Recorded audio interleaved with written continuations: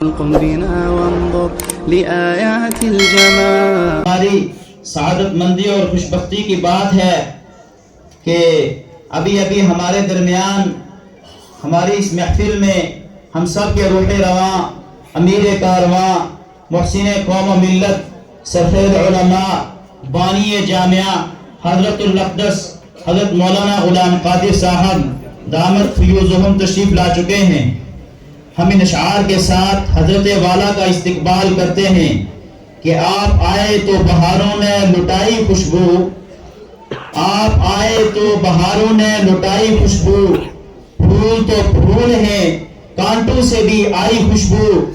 یہ زلف پردوش کون آ گیا، یہ زلف پردوش کون آ گیا، یہ کس کی آہٹ سے پھول کھلے ہیں، مہک رہے ہیں فضائے ہستی، مہک رہے ہیں فضائے ہستی، تمام عالم بہار سا ہے. ہم حضرت والا کا پرتپاک استقبال کرتے ہیں، آپ کو اہلاً و سہلاً مرحبا کہتے ہیں.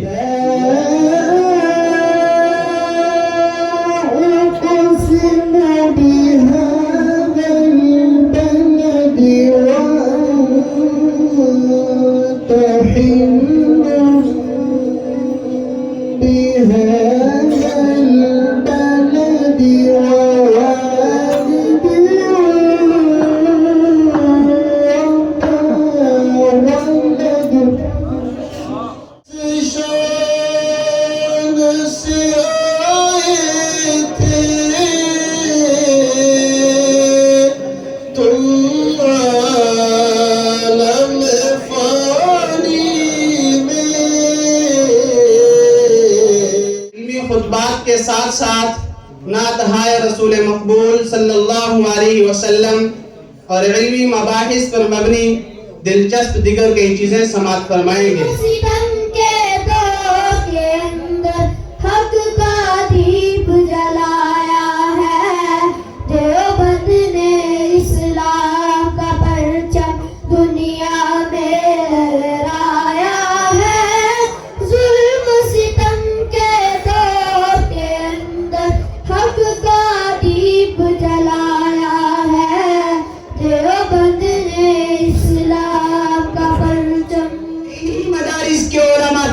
جو زبان و ادب کے میدان میں آئے تو اپنی انفرادیت منوائی، تاریخ و تحقیق کے میدان میں قدم رکھا تو اپنے امتیازات کے جھنڈے گاڑ دیے.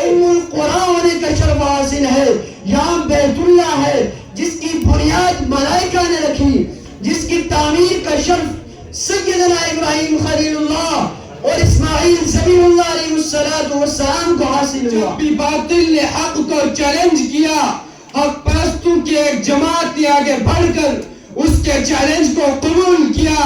صرف قبول ہی نہیں بلکہ وہ مردانہ وار سر بکف اور کفن بردوش میدان میں آ نکلے. کیا ہے اسلامی تعلیمات، کیا ہے اور اسلام کس چیز کا نام ہے؟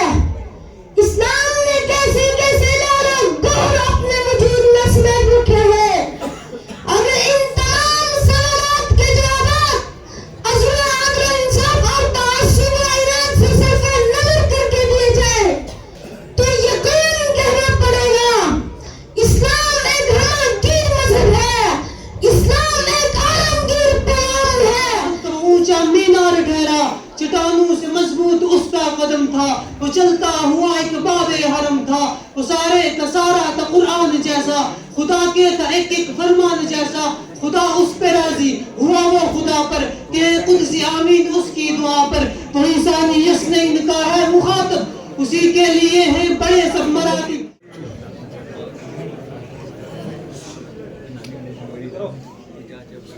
بابا جان آپ بیٹھے ہیں، مجھے تھوڑا کام سے جانا ہے. آپ کی دوائی کا مسئلہ بھی ہے لیکن میں بھی بھائی منصور کو کال کرتا ہوں، وہ آپ کی دیکھ ریکھ کرے گا. ٹھیک ہے بیٹا، جاؤ، اللہ آپ کو اپنے حفظ و امان میں رکھے. میں باہر کسی کام سے ہوں. اچھا، اپنا کام جلدی نمٹا کر تھوڑا گھر میں آئے، بابا جان کا خیال رکھیں، مجھے کہیں جانا ہے. ٹھیک ہے بھائی جان، میں بھی آتا ہوں. ٹھیک.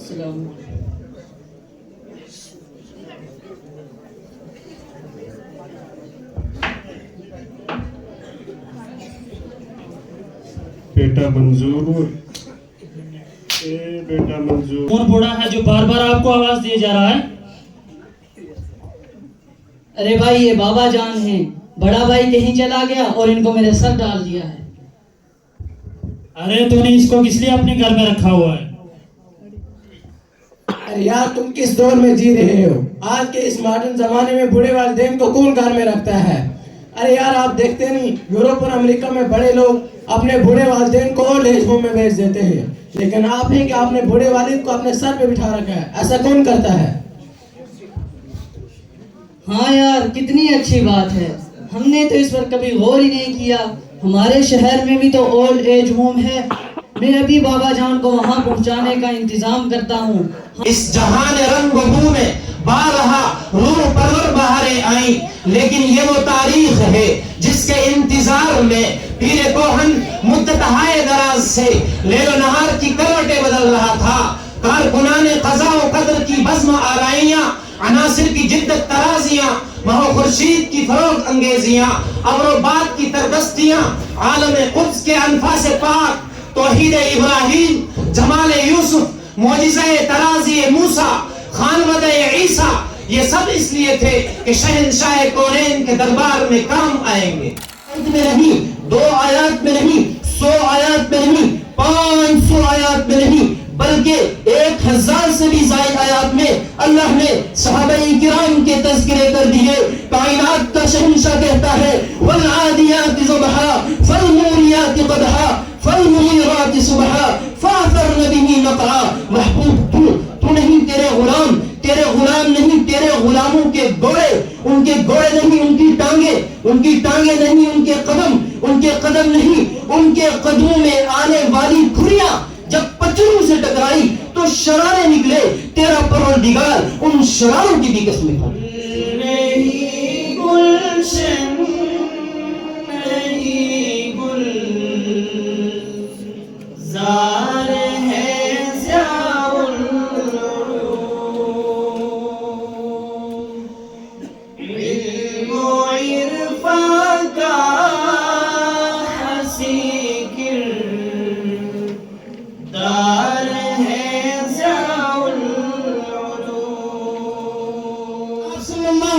وسلم نے پیشن گوئی فرمائی تھی کہ مسلمان بیت المقدس کو فتح کر لیں گے۔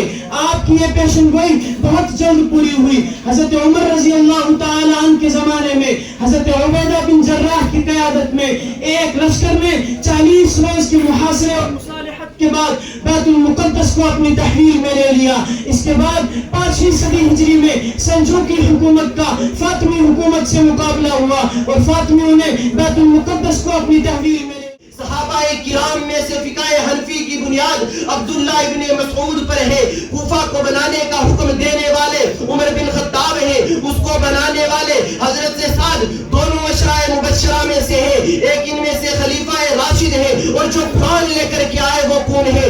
آپ دیکھیں، اٹھائے حدیث کی کتاب دیکھیں، محدثین کیا لکھتے ہیں۔ علامہ ذہبی فرماتے ہیں الکوفہ نزل به جماعت من الصحابہ، اس میں جماعت صحابہ گئی ہے۔ وہ جماعت صحابہ کے افراد کتنے تھے؟ محدثین نے اس پر بڑا تفصیلی کلام کیا ہے، طبقات ابن سعد میں موجود ہے۔ گناہ اپنے مٹا لوں پہلے، عشق کی آگ ذرا دل میں بڑھا لوں پہلے، توبہ کر کے میں گناہ اپنے مٹا لوں پہلے، عشق کی آگ ذرا دل میں بڑھا لوں پہلے، جلوائے نور نبی دل میں بسا لوں پہلے، خاک طیبہ کو میں آنکھوں میں لگا لوں پہلے۔ مکتبہ فکر دیوبند اکابر دیوبند کے ذریعے دین کی کسی نئی تعبیر و تشریح کا نام بھی ہرگز نہیں،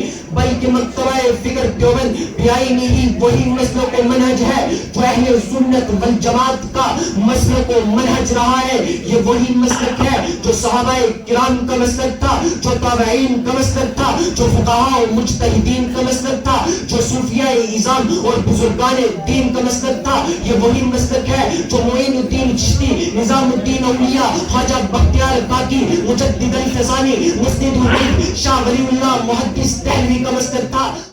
آپ کا ہر مد مقابل آپ کا دشمن نہیں ہوتا، اور اپنی تقاریر میں کبھی بھی آپ اپنے مد مقابل کے لیے یا اپنے حریف کے لیے لفظ دشمن کا استعمال کبھی نہ کریں، کیونکہ الفاظ جو ہیں وہ اذہان کو متاثر کرتے ہیں۔ بہت سے موضوع میں نے سنے، ان میں سے ایک موضوع تھا صحابہ کرام رضوان اللہ تعالی علیہم اجمعین۔ صحابہ کرام رضوان اللہ تعالی علیہم اجمعین کا وہ دور جب یاد آتا ہے کہ جب چند صحابہ تھے اور چاروں طرف کفر ہی کفر تھا، ان کی محنتیں، ان کی جفاکشی، ان کا تقوی،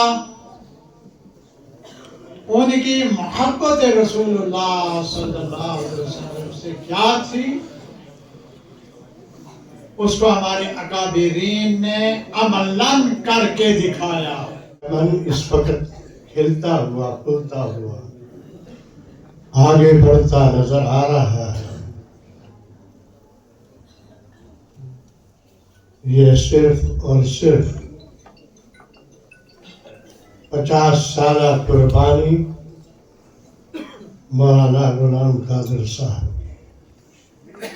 اللہ تعالیٰ ان کو صحت عطا فرمائے، اور بعد میں ان کے 2 خلیفہ ہیں، سعید صاحب ہیں، جمیل صاحب ہیں، اللہ ان کی زندگیوں کو بھی سلامت رکھے۔ اس لحاظ سے طلبہ عزیز نے جس قدر محنت و مشقت کے ساتھ، جس ترتیب کے ساتھ اپنا اظہار معافی ضمیر کیا ہے، وہ لائق تحسین ہے۔ مجھے متعدد علمی اور ادبی محفلوں میں شرکت کرنے کا موقع ملا ہے۔ میں نے محسوس کیا ہے کہ جس شستگی کے ساتھ اور جس ہمت کے ساتھ اور صحت الفاظ کے ساتھ طلبہ عزیز نے اپنا اظہار معافی ضمیر کیا ہے، وہ لائق تحسین ہے۔ اس سلسلہ میں حضرت مولانا غلام قادر صاحب اور ان کے جتنے بھی رفقائے کار اساتذہ کرام یہاں محنت و مشقت کر رہے ہیں، ان سب کو مبارکباد پیش کرتا ہوں کہ انہوں نے نہایت ہی محنت و مشقت کے ساتھ طلبہ عزیز کو جس لحاظ سے تیار کیا ہے، وہ آج کی اہم ترین ضرورت ہے۔ باقر الدعوانا الحمدللہ۔